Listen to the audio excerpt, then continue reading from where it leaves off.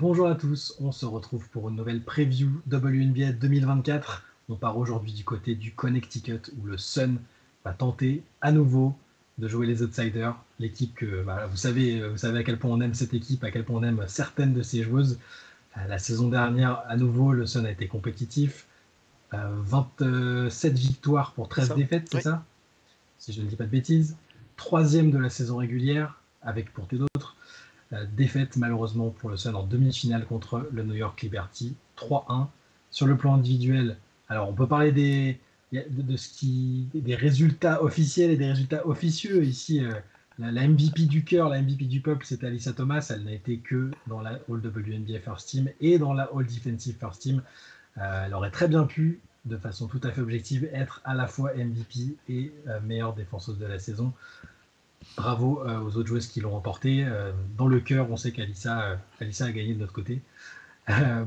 Et donc une saison à nouveau encore très très compétitive pour le Sun, malgré, comme je l'ai dit, le changement de coach, malgré la blessure de Breonna Jones très rapidement dans la saison, malgré un lifting aussi dans l'effectif. Et c'est reparti pour une nouvelle saison où il va se passer probablement de belles choses encore pour le Sun. Qu'est-ce qui s'est passé durant l'intersaison, Flo? Bon, on a eu quelques départs. Déjà, j'ai vraiment envie de dire quelques départs surprises en fait. Le premier, c'est celui de Tiffany Hayes à la retraite. Alors que si je me trompe pas, elle a 32 ans. Enfin, moi personnellement, ça m'a un peu surpris. Elle n'était pas si âgée que ça. Je m'attendais pas à son départ. Toujours est-il que Tiffany Hayes, qui a fait une énorme saison l'année passée, qui amenait de l'alternance sur les postes extérieurs, qui est quelque chose qui a parfois manqué au Sun par le passé. Et donc elle n'est plus là. Dans les départs, il y a aussi le départ de Rebecca Allen, qui avait fait aussi une très bonne saison et beaucoup de bien du côté du Sun. On en a parlé un peu quand on a fait la preview de Phoenix, mais moi personnellement je pensais vraiment qu'elle allait re-signer. C'est pas le cas. Du coup, elle part du côté de Phoenix. Et le dernier départ, qui est aussi une joueuse qui était quand même un peu emblématique parce que ça faisait un certain temps qu'elle était dans le Connecticut, c'est Nati Scheidemann qui donc est partie du côté de Minnesota dont on a parlé il y a quelques jours. Alors tout ça est bien évidemment comblé par des arrivées, certaines arrivées que je trouve bien senties, comme par exemple Moria Jefferson en provenance de Phoenix, qui va amener donc Moria Jefferson qui s'est quand même bien relancée depuis maintenant 2-3 saisons. Dans un nouveau rôle, hein, maintenant c'est plus une meneuse gestionnaire et c'est quelque chose qui je pense peut faire beaucoup de bien au Sun. L'arrivée de Tiffany Mitchell aussi, qui va permettre d'amener du point sur les lignes extérieures, parce que comme on l'a dit, on a perdu Tiffany Hayes, on a perdu, bon, Rebecca Allen, c'est plus une ailière, mais elle amenait aussi du shoot extérieur, donc voilà. Et bon, d'autres signatures qui sont peut-être un peu plus anecdotiques, mais donc on a Stondour, on a Rachel Banham, on a des joueuses comme ça pour un peu compléter un effectif qui finalement est quand même assez profond, assez complet, bien complémentaire. Donc de nouveau le Sun qui vient pas pour rigoler cette saison de WNBA. Absolument. À partir du moment où Alyssa Thomas fait partie de l'équipe, a priori, ce sera compétitif. Ça nous permet d'enchaîner avec le 5 majeur attendu, présumé. Donc tu parlais de Moria Jefferson, que personnellement je suis assez content de voir arriver au Sun, d'autant qu'elle a été formée, enfin qu'elle est passée par Yukon, donc elle retourne un peu à la maison. Au poste 2, on imagine Tiffany Mitchell, qui est, comme tu disais, est arrivée en provenance de Minnesota. Au poste 3, elle aussi inoxydable, presque comme le bon vin, elle s'améliore avec l'âge. Doana Bonner, qui jouera avec sa compagne à nouveau, Alyssa Thomas, indéboulonnable au poste 4. Et le retour de Breonna Jones, qui, on peut se demander ce que ça aurait fait l'année dernière quand même, si Breonna Jones avait été là, notamment pour la série contre New York. Finale. Cette fois-ci, voilà. Finale, tu penses, Gis, voilà. Mais on peut sérieusement se le demander, parce que quand on voit comment le Sun a posé problème aux deux autres meilleures équipes de la Ligue, ça aurait été possible. Là, elle sera sur la ligne de départ dès le début de la saison, et ça rend les choses encore plus intéressantes du côté du Sun, où on va aussi voir la deuxième saison en tant que coach de cette équipe de Stephanie White et de sa super assistante Brian January. Cette équipe, ce roster a évidemment, comme tous les autres, des points forts et des points faibles. On peut commencer par le point faible, la défense extérieure. Ouais. Alors bon, ce qu'on disait tout à l'heure, hein, quand on en discutait entre nous, bon, les points faibles Oui, à de- ce niveau-là, des équipes du top 3 de la ligue, c'est quand même des points faibles qu'il faut relativiser un petit peu. Mais oui, on peut voir qu'un petit peu quand même que le Sun a sans doute un petit peu moins de défense extérieure que la saison dernière.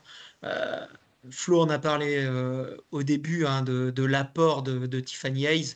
On connaissait la joueuse offensive, mais défensivement l'année dernière, franchement, elle aurait pu être énorme. dans la discussion du Deepoy, hein. Alors on les donne pas à des joueuses de petite taille, mais honnêtement, elle a été incroyable. Et cette année, c'est vrai que amener Maria Jefferson, ça amène beaucoup de création, ça va amener du shooting, ça va amener de l'attaque, c'est sûr, de l'organisation. Mais par contre, c'est une joueuse qui est très très sous-dimensionnée en taille. C'est pas une très très bonne défenseuse. Tiffany Mitchell a un côté athlétique où elle pourra sans doute quand même amener un petit peu de défense. Mais c'est pareil, c'est quand même plutôt une joueuse qui était portée vers le drive et vers l'attaque.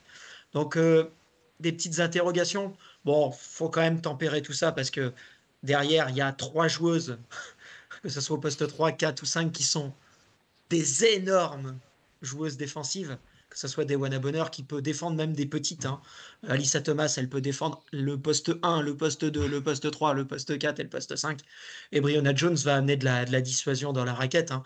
Donc, bon, globalement, attention quand même sur les match-ups, mais c'est tellement fort derrière. Bon, c'est un point faible relatif, hein, quand même, hein, parce Ouais. que voilà, cette équipe reste quand même très très forte défensivement.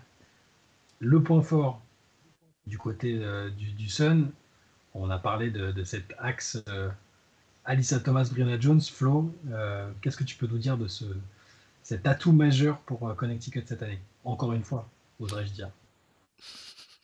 Mais c'est vrai que bon, c'est pas nouveau, mais tu as effectivement mentionné l'absence de Breonna Jones l'année passée après 10 matchs, je pense. Mm. Tendon C'est ça. d'Achille, si je me trompe pas. Euh, Et ce qui est assez impressionnant, c'est que finalement, le Connecticut Sun, en fait, a réussi à ne pratiquement pas perdre en termes de. Je pense qu'ils étaient troisième au moment de sa blessure, ils sont Mm. troisième en fin de Mm. saison. Enfin, c'est complètement impressionnant. Mais il n'empêche que cette doublette, Alyssa Thomas, Breonna Jones, forme une raquette qui est complémentaire, qui est incroyable, qui se connaît sur le bout des doigts. Elles jouent ensemble en fac, elles ont joué ensemble pendant des années à Prague en Europe. Au Sun, elles ne se quittent pas. Je pense que je serais curieux de compter le nombre de matchs communs. Ça doit être quelque chose qui est complètement inédit sur une carrière complète. Si on prend vraiment le total, ça fait des années qu'elles se connaissent complètement par cœur.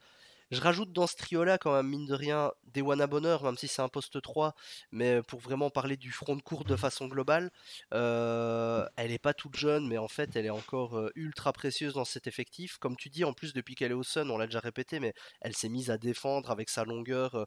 Donc on a autant, effectivement, il y a une faiblesse sur l'extérieur en défense, voire peut-être même juste au scoring, hein, de façon globale. On a quand même un secteur extérieur qui est moins fort que l'est le secteur intérieur. Mais en fait, tellement le secteur intérieur est fort. Et en plus, si on prend sur le banc, ben, on a des joueuses comme Olivia Nelson-Ododa, par exemple, qui ont un certain intérêt. Bon, on verra un peu ce que ça peut donner, les minutes que ces joueuses-là auront. Est-ce que Astundur va faire le cut final on verra un peu tout ça. Mais de toute façon, rien que le fait d'avoir Alyssa Thomas dont on peut peut-être dire un mot pendant 2 minutes. C'est vrai que tu as dit qu'elle aurait pu être MVP, elle aurait pu être Deepoy. Sa saison l'année passée est complètement aberrante d'un point de vue individuel en fait.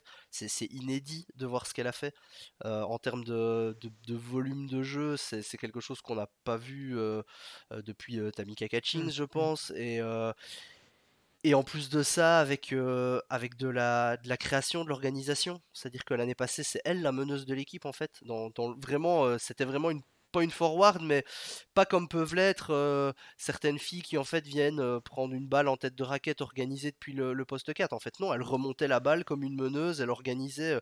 C'est la deuxième meilleure passeuse J'allais te de la dire, ligue l'année passée, elle si a je me longtemps trompe été pas. en tête du classement des passeuses. Elle La, était longtemps top 3 au rebond. Enfin, c'était la, invraisemblable. la question qu'il faut se poser, si c'était pas elle, la poste 1, la poste 2, la poste 3, la poste 4 et la poste 5 de cette équipe. Ouais, non, sa Mais saison bon. l'année passée est complètement folle. Et a priori, chaque année, on se dit est-ce qu'elle va pouvoir le refaire? Et en fait, elle le refait. C'est donc Alyssa Thomas, elle a les cannes, elle continue. L'avantage, c'est que cette année-ci, justement, elle va pouvoir peut-être avoir un peu plus de relais sur des tâches défensives, sur Mm. des choses comme ça. Et donc, on sait bien que c'est un moteur incroyable, c'est son surnom, The Engine, mais au bout d'un moment, c'est vrai que si on peut lui donner un peu de repos et qu'elle puisse donner le meilleur d'elle-même, ce serait parfait. Donc moi je trouve que cette raquette, le retour de cette raquette Breonna Jones, Alyssa Thomas, c'est évidemment un point fort pour cette équipe en fonction de comment pourra revenir Breonna Jones, quoi. Absolument. Moi, j'ai plutôt bon espoir qu'elle revienne très bien. C'est une blessure qui est quand même toujours compliquée, mais on a vu que des joueuses en revenaient plutôt bien maintenant. Avant, c'était un peu rédhibitoire. On se disait que c'était fichu. Je sais pas si vous pensez qu'elle revient à quel... Parce que ça a longtemps été la joueuse qu'on imagine être titulaire. Quand elle était sixième joueuse, c'était un peu la joueuse que tu imagines titulaire partout si elle quitte le Sun. Est-ce que maintenant elle est stabilisée dans les All-Stars incontestables? Enfin, je sais pas, vous la situez comment dans la ligue là, aujourd'hui, même après cette blessure-là? 15, 10, 60%, faut dire. Non, mais ça va. Enfin, où je suis pas trop inquiet sur la blessure, c'est que c'est pas une joueuse qui, euh, qui sautait très haut. C'est pas une. Voilà, en fait, elle est athlétique par son gabarit, par sa taille, par sa puissance physique, mais c'est pas une joueuse très explosive. C'est pas une joueuse qui partait en dribble, etc. Ouais, Je c'est pas rappelle, aérien, je quoi. rappelle que c'est une blessure que Alyssa Thomas a eue, que Brianna Stewart a eue, et qui sont des joueuses explosives. Elle, c'est une joueuse au sol. C'est pas une joueuse qui saute beaucoup, en fait, Breonna Jones, elle ne monte pas. Par contre, elle a un gabarit elle a une force physique au sol. C'est une joueuse vraiment au sol. Donc, je pense que ça posera pas trop de soucis sur ses appuis, etc. Même si elle est quand même un peu lourde à se déplacer, mais je pense que ça va le faire. Et puis, honnêtement, elle a des mains en or. C'est... Moi, j'ai pas trop de doute en fait sur son retour. Et je pense que ça va globalement complètement changer l'équipe. Enfin, tu vois, je l'ai dit au début, hein, Shai, mais moi, je pense que si elle avait été là en demi-finale, je pense qu'elles auraient été en finale. Ça aurait sans doute pas suffi contre les Aces, encore que avec les blessures de Chelsea Gray, etc. Bon, après, c'est des si, hein, mais, je pense qu'elles auraient été en finale vu comment Jonquel Jones a dominé la série. Mais euh, c'est une pièce majeure de cette équipe. Et je pense que dans quelques années, puisque on le sait, hein, Dewana Bonheur rajeunit pas, Alyssa Thomas rajeunit pas, ça sera la première option de cette équipe. C'est l'avenir, je pense que c'est encore l'avenir du Sun, hein. Et d'ailleurs, c'est le choix qu'elles avaient fait par rapport à Jonquel Jones aussi, quoi, à un moment donné, quoi. Donc, Et l'échantillon des 10 premiers matchs de la saison l'année non passée avant mais qu'elle se blesse, enfin et voilà, c'est ce qu'on attendait de voir depuis, comme tu l'as dit, depuis 2-3 ans en fait. ça fait 3 ans qu'on dit qu'elle est, même quand elle était sixième joueuse, qu'elle aurait été titulaire dans n'importe quelle autre équipe. C'est juste qu'il y avait Jonquel Jones, Alyssa Thomas, et que voilà, non, c'est une chose monstrueuse. C'est une chose monstrueuse. On verra si ce retour de Breonna Jones va aider le Sun à franchir le cap, à battre les deux équipes qui paraissent au-dessus en termes d'effectifs et de résultats récents. On verra s'il y aura cette finale qu'attendent les fans du Sun. L'effectif est compétent, la star est plus que compétente, et nous, on Le suivra coach aussi. le coach Stéphanie White, qui a été coach de l'année, si je ne m'abuse. J'ai oublié de la mentionner dans les récompenses individuelles, quand même, c'est pas anodin, surtout qu'elle revenait après plusieurs années loin de la WNBA. Donc voilà, on va voir si le Sun va être capable de franchir ce cap et d'offrir peut-être à Alyssa Thomas un jour son premier titre de championne. Dans tous les cas, ce n'est pas bien grave, ça reste une équipe qu'on aime beaucoup suivre et qu'on suivra avec beaucoup d'attention, comme toutes les autres, à quelques jours de ce début de saison en WNBA. On se retrouve demain pour l'avant-dernière preview de cette série de previews de début de saison. Bonne journée à tous.